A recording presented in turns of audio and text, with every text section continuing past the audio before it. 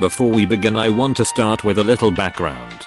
When I was 8, my dad passed in a drunk driving accident. This, as you can imagine, messed us up pretty good.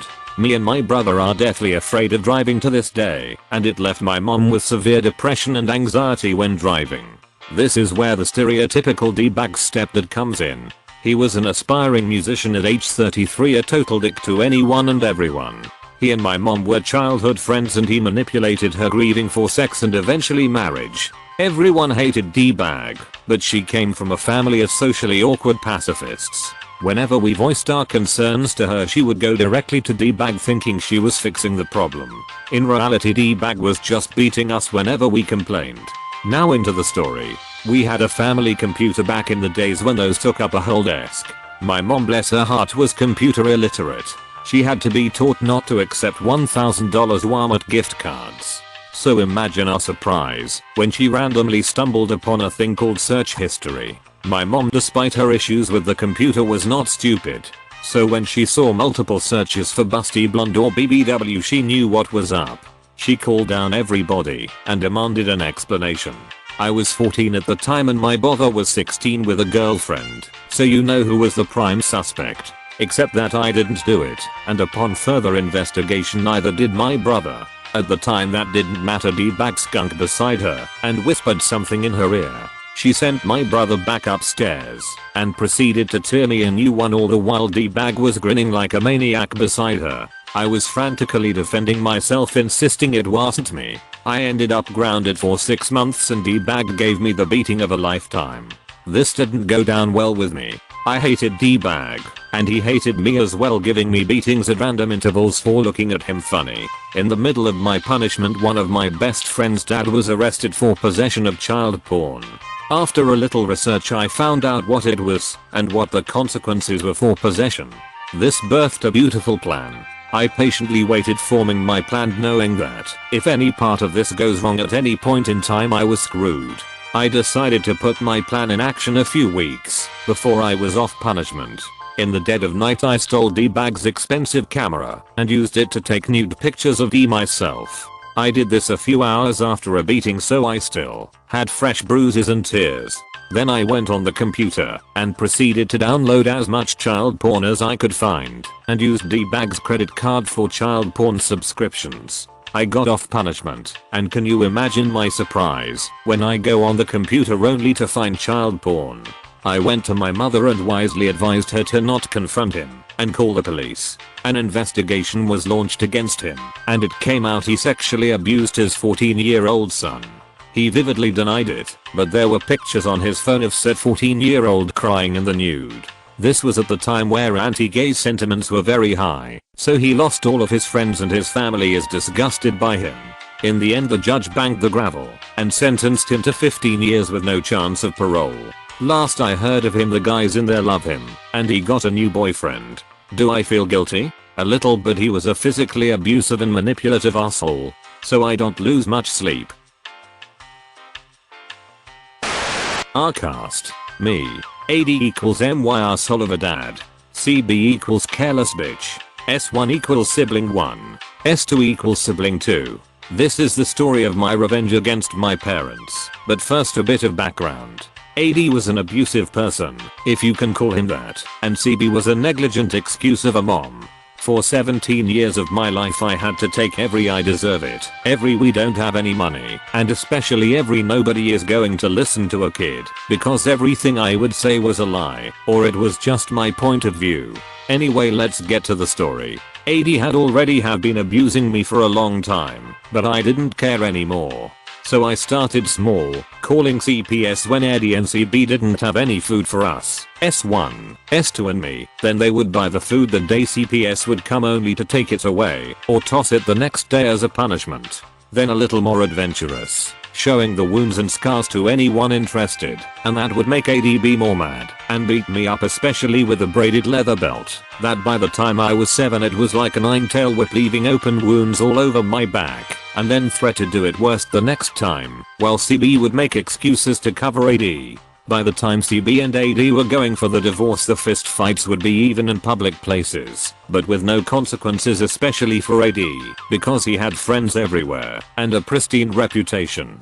The thing was that there were documented records of the hospital visits, records in the police station, that mysteriously disappeared by the court date, but they didn't know I kept tabs on everything by using my dad's tactics. After the divorce, S1 stayed with AD and tried to repeat the cycle to no avail, while S2 and I stayed with CB by default. Grandparents have no right for custody where I lived. CB had friends over all the time, even when she was married, at least the last year or so of it.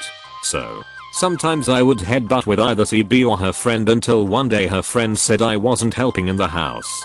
One day CB stops us, S2 and I, at 11:30 PM or so to talk and says that I have to leave her house, but suddenly S2 pops out of behind the door and says, then who is going to take care of me? So CB's response was, then you go too. So I was a minor at a time, but getting college classes with another minor living at the streets for 3 weeks before I told my sister that my friend will give her a room and I'll be fine. I was crying so hard I was shaking and angry while I stayed at the streets because there was no room for more people.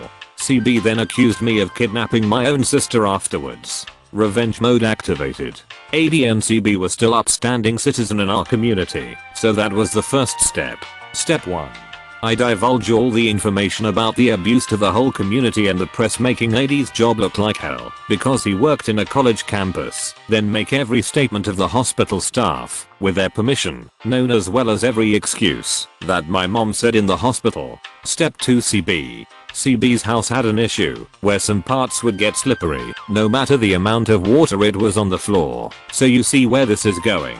She fell and broke her ankle to the point the doctor had to put bars and screws like there's no tomorrow to keep it together. And I made sure nobody would come to help her. The only one that stayed was the friend. But the strain was brutal in their relationship. She was in bed for months, almost a year, to recover, but not completely. Step 3. CB. Since CB was in a dire need of help, she begged, but I refused until she had learned her lesson. Then I went to her house and said, you have been a careless bitch all this years. Tell me one reason other than you gave birth to us, as she stuttered, and I left her in her soiled diapers. Step 2. AD. Got all the girlfriends and let them know of how to get her order of protection, creating a history of domestic abuse and enough evidence to have a permanent one for us 3, S1, S2, and me. Then create a report of drunk driving by documenting all the crashes and bottles of beer and liquor in his house. Step 3. AD. Revoked his license, which in turn caused issues in his job. Then let the job know the record I have of him, which in turn got him demoted and in probation. From then on he only was able to work with men to avoid any lawsuits. Step 4. AD. I spoke to the bank to let them know about the news and got AD to stop renovation of the house, which then destroyed his credit. From then on he really had no money for food with all his debt and even child support. I even got him arrested because he didn't want to pay child support to CB, even though we were kicked out of the house. Step 5. AD. He got to a severe depression and took sleep meds, but fell in the renovation area and couldn't shout to get help. I just saw him when S2 wanted to see S1 and just stared at him for a moment and then walked away, stating that my dad was at the bar so nobody would look for him. He spent the whole night in the back of the house, the half renovation, filled with cuts, gashes and a few bruises, I think. I don't have a grudge anymore, and the abuse was without limitations. He tried everything on me, and she didn't try to believe and see we were struggling. This did not happen to me, but it happened to someone I know. For privacy's sake, I'll keep names hidden. You can call this fake if you want. Maybe it is, maybe it isn't, but I sent this thread about stories. Anyways, that's not supposed to be a hint, but a roundabout way of saying I don't care if you think this is fake. This is a friend's family story anyways, so maybe it's just a legend. Maybe it's true but exaggerated, I dunno. This is very long, so sit down for a good read. The great-grandfather of one of my friends, this probably happened a bit before, and into WW2, dated a very beautiful and wealthy white woman we will call Hannah. She was of a more progressive mind for the time, and was able to see past his race. You see, Jim was an African American. He was a few generations removed from slavery, but at this time racism was still alive and hurting people. Hannah's family was very against him dating her and actively tried to hook her up, for lack of a better term, with other more proper men that her parents liked much better. However, Jim was perfect for her. Many of the other men were using the opportunity to marry above their station or for the wealth. A few she legitimately thought loved or cared about her. But Jim, now he was a man. He would take her on picnics and walks, sing and play her songs on his banjo, and just generally be awesome. Now we need to introduce another character we will call Tanner. He is very important to the story. Tanner was one of Hannah's sweeties, one that her parents especially liked. Hannah also liked him, not as a lover or such, but as a friend. He had a very similar mind as she did, and was another who broke the mold of awful racist. He sincerely believed that African Americans were as capable as anyone else. He felt no entitlement to her, and she could tell. He was also a very good man, and already had a well-paying job, even at a young age, though I'm not sure what his was. This was a time where many had very little, around or during the Great Depression is my suspicion, and she witnessed both Jim and Tanner giving to the poor when they could. Jim definitely had less, but she truly loved him. She made her choice. The only real candidate besides Jim was Tanner, and she just didn't feel the same way about him. She broke the news to him and told him that she was scared she would have to run away and cut ties to her family to be with Jim. Tanner understood, but was very sad they departed on good terms. She told her parents the next day that she had made her choice and would reveal it in the morning. She planned to run away in the night, leaving with Jim to go to California from New York. Her siblings, ever curious, decided to go into her room while she was occupied, again, not sure why. They read her journal and found Jim's name in it. They also found loving short notes from him, addressed from his full name. Her father was in the police in some manner, and her siblings excitedly told her father it was Jim Parity, holdover name. This concerned her father, as he had not set her up with any Jim, and had never known of her speaking to someone by that name. He tasked a detective or two to go find out whom he was, and found out everything. He was furious. Not only was he an obvious racist, he was an avowed member of the KKK. A large part of the reason she had not told anyone in her family that she was dating a black man. Her father confronted her and told her she would never leave this house until she was married to a decent white man, and that under his watch, no child of his would fraternize with the devil's creations. He locked her in her room and put bars in her windows that day, claiming to the family that Jim was some sort of monster. Not sure what, maybe he said she was in love with a serial killer or something. His was a traditional family, and the kids and wife didn't question the father. And besides, he was the chief of police, I'm assuming. So why would anyone question such a thing? If he truly feared for the safety of his daughter, why not prevent her from leaving? For 3 days she cried. Jim was unable to contact her and avoided her residence as he knew about his father. But Jim also cued Tanner, and he knew Hannah's dad liked Tanner. He asked him to check on her for him, and Tanner obliged, concerned when he heard what had happened. When Tanner knocked on the door, Hannah's dad was very happy to see him. He talked for some amount of time and tried again. Apparently he had tried many times before to get Tanner to join the KKK, promising him that a future with his daughter would be assured if he joined. Tanner said he'd think about it. Tanner went into Hannah's room, and the door was closed behind them. The father wanted him to talk Hannah out of whatever crazy plan he knew she was formulating. Now, many people may have taken the opportunity to have the girl, even after she denied them, but Tanner was a true gentleman. There are memes about nice guys, but Tanner was a true nice guy. He cared far more for Hannah's happiness than he did a future with her, and so he hatched a plan with her.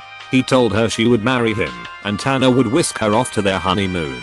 During the honeymoon they would get divorced, or have the marriage annulled, or whatever, and Tanner would deliver her to Jim.